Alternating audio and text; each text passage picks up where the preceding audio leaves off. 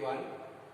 Today we will learn about the Bohr's model for hydrogen atom. In 1931, Niels Bohr has proposed the atomic model for hydrogen, and this atomic model is based on the certain postulates. So today in this session we will just see on which postulate this hydrogen Bohr's atomic model for the hydrogen atom is based. So as we know, the atom is spherical in shape and the mass of the atom, that is concentrate at the center, which is called as nucleus, and the electron are revolving around the nucleus. Electrons are revolving around the nucleus in the circular path of fixed radius and fixed energy. So first postulate of this Bohr's atomic model is the electrons are revolving around the nucleus, positively charged nucleus, in the fixed circular path. This fixed circular path is called as orbit, which has the fixed radius and the fixed energy. These are also called as stationary state. Stationary states are energy level. This is the first postulate of Bohr's atomic theory.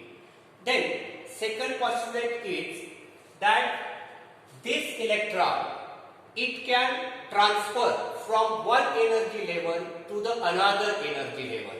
That second postulate is the energy of the electron when it do not changes, when it remains in the particular orbit, but it changes, or this electron can transfer from one orbit to the another orbit when this electron loss or gain the energy. That is, the transition of the electron takes place from one orbit to another orbit. It can jump from the lower orbit to the higher orbit, or it can jump from the higher orbit to the lower orbit. Now when it is possible, when the electron absorbs some energy, electron absorbs some amount of energy, then this electron jump from lower energy level to the higher energy level, and when it emits the energy, then the electron is jump from the higher energy level to the lower energy level.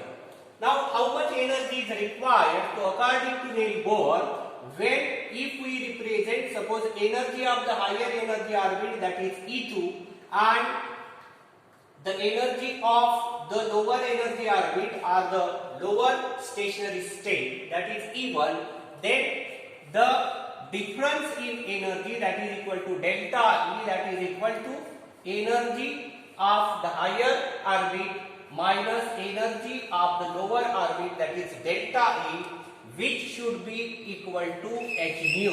H nu means this is the photon of energy, and therefore the frequency of the radiation, that is given by equation E2 minus E1 divided by h. This is called as Bohr's frequency formula. This one is the second postulate, that is the Bohr's frequency formula. The frequency of the radiation, okay, absorbed or emitted when the electron is transferred from lower energy orbit to the higher energy orbit, or higher energy orbit to the lower energy orbit, then the frequency of radiation emitted or absorbed, that is equal to mu equal to E2 minus E1 divided by h, where E2 minus E1 is delta E divided by h. Then the width, its orbits are allowed, or the electron is moving present in which orbit. So on the basis of this one, fourth postulate is given by the Bohr that the permitted orbits are those whose momentum is integral multiple of h by 2 pi, that is m e v r, it is equal to n h by 2 pi.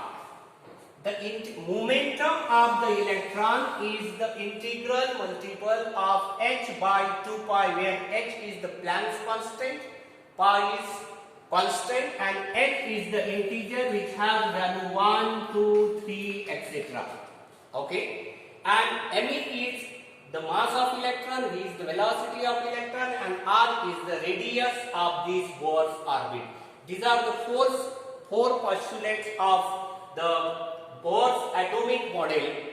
That is, first postulate, electrons are revolving continuously around the positively charged nucleus in the fixed energy levels, that is known as orbit, or it is also called as stationary state. The energy and the radius of this, all the orbit, that is concentric orbits, that is fixed and it is not changing. When the electron is revolving in the particular orbit, second postulate, electron is revolving in the particular orbit, then the energy remains same. But as this electron gains the electron, some amount of energy, that is h nu amount of photon amount of energy, then this electron is excited, transferred to the higher level, or if it loses the energy, how much? Same amount h nu, then it transfer from higher level to lower level, which is given delta E. If we consider E2 and E1, delta E equal to E2 minus E1, that is equal to h nu, and nu equal to E2 minus E1 divided by h. This is the Bohr's frequency formula. Now, fourth postulate, which is regarding the motion of electron, permitted orbital of the motion of electron, those orbital are permitted, are allowed for the motion of electron whose angular momentum of the electron is integral multiple of h by 2 pi, means MEVR equal to n dot h divided by 2 pi. These are what the postulates.